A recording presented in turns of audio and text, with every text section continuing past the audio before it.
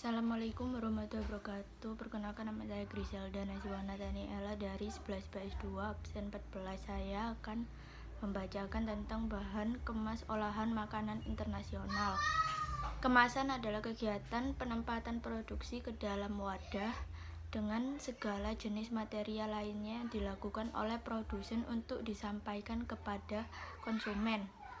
Kemasan yang dibuat haruslah dapat menjaga mutu produk hingga sampai ke tangan konsumen. Banyak faktor yang mempengaruhi mutu produk ketika mencapai konsumen, seperti kondisi bahan mentah, metode pengolahan, dan kondisi penyimpanan.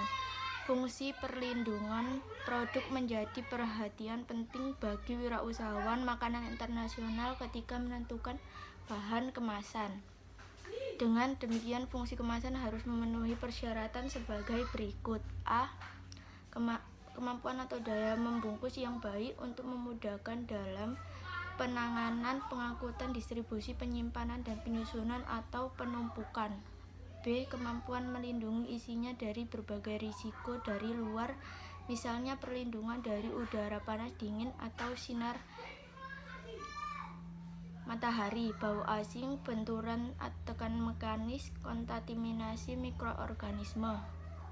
C. Kemampuan sebagai daya tarik terhadap konsumen.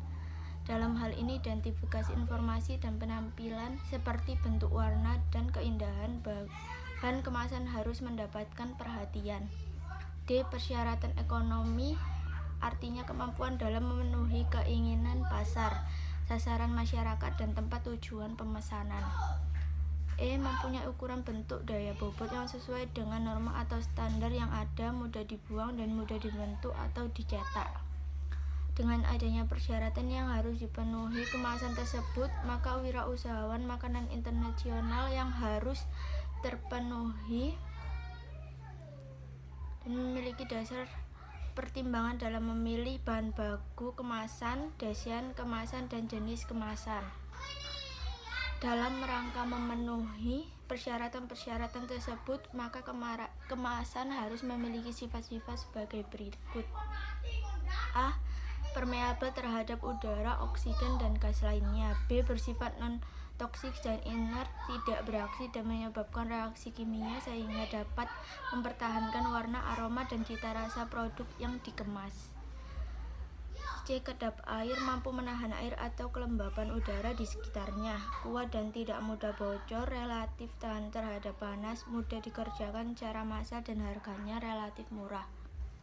Cara-cara pengemasan berhubungan erat dengan kondisi produk yang dikemas serta cara transportasinya. Pada prinsip, pengemas harus memberikan kondisi yang sesuai dengan berperan sebagai pelindung bagi kemungkinan perubahan keadaan yang dapat mempengaruhi kualitas isi kemasan maupun bahan kemasan itu sendiri.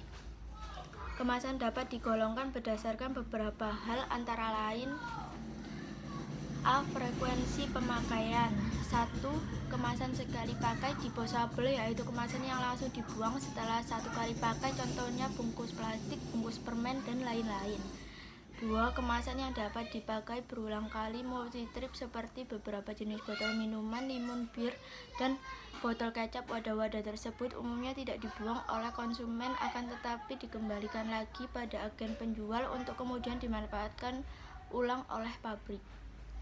3. Kemasan yang tidak dibuang, semi-disposable. Wadah-wadah ini biasanya digunakan untuk kepentingan lain di rumah konsumen setelah dipakai dan digunakan untuk penyimpanan bahan makanan jenis makanan yang lain. B. Struktur sistem panas kemas. Berdasarkan letak atau kedudukan suatu bahan kemas di dalam sistem kemasan keseluruhan dapat dibedakan atas. 1. Kemasan primer, yaitu bahan kemas langsung mewadahi bahan pangan, kaleng susu, botol minuman, bungkus tempe.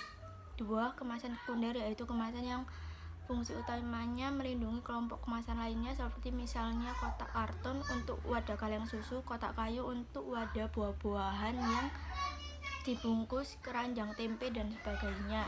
3.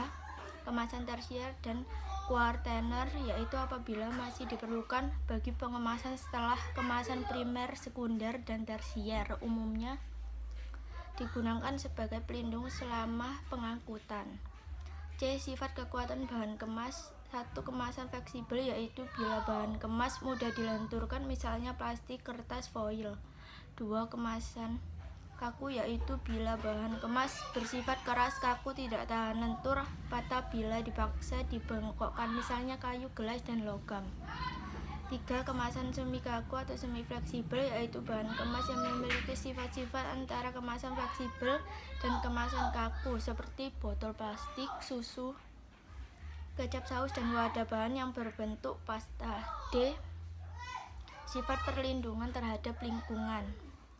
1. Kemasan hermetis, yaitu wadah yang secara sempurna tidak dapat dilalui oleh gas, misalnya kaleng dan botol gelas. 2. Kemasan tahan cahaya, yaitu wadah yang tidak bersifat transparan, misalnya kemasan logam, kertas, dan foil. Kemasan ini cocok untuk bahan pangan yang mengandung lemak dan vitamin yang tinggi, serta makanan yang difermentasi. 3. Kemasan tahan suhu tinggi, jenis ini digunakan untuk bahan pangan yang memerlukan proses pemanasan, sterilisasi, atau pasteurisasi. C. Tingkat kesiapan pakai. Wadah siap pakai, yaitu bahan kemas siap untuk diisi dengan bentuk yang telah sempurna sejak keluar dari pabrik. Contohnya adalah wadah botol, wadah kaleng, dan sebagainya. 2. Wadah siap dirakit atau disebut juga wadah lipatan, yaitu kemasan yang masih memerlukan tahap perakitan sebelum pengisian, misalnya kaleng, dalam bentuk lempengan dan silinder fleksibel, wadah yang terbuat dari kertas foil atau plastik. 3. Kemasan fleksibel. 4. Teknik pengemasan makanan internasional. Pengemasan merupakan sistem yang terkoordinasi untuk menyiapkan barang menjadi siap untuk ditransportasikan, didistribusikan, disimpan, dijual, dan dipakai. Kemasan produk makanan merupakan hal yang tidak dapat dipisahkan dari kehidupan masyarakat setiap harinya. Hampir setiap kegiatan berbelanja pasti menggunakan kemasan, bahkan untuk menyimpan makanan di rumah pun masyarakat tidak dapat terlepas dengan kemasan. Untuk itulah hendaknya kita lebih berhati-hati dalam memilih sebuah kemasan produk yang sehat dan aman, terutama untuk makanan.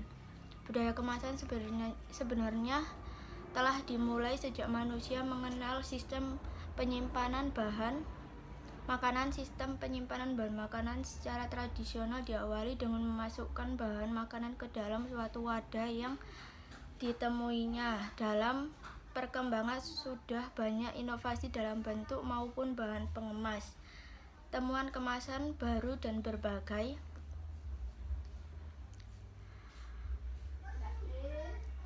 banyak inovasi dalam bentuk maupun bahan pengemas, temuan kemasan baru, dan berbagai inovasi selalu dilakukan oleh para produsen kemasan dari segi promosi wadah,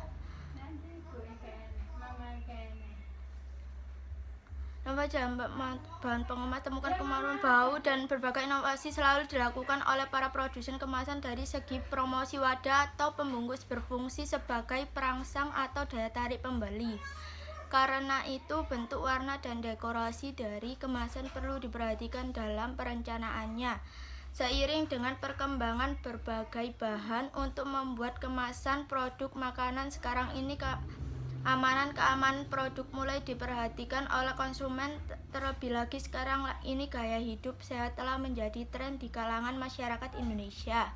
Masyarakat tidak hanya memilih bahan baku yang digunakan untuk membuat menu makanan, namun kemasan produk sehat dan aman jadi pilihan konsumen.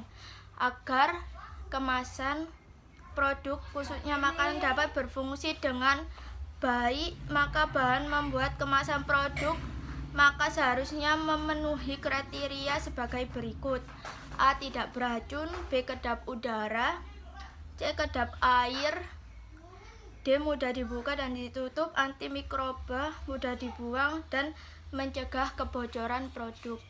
Sekian dari saya. Wassalamualaikum warahmatullahi wabarakatuh.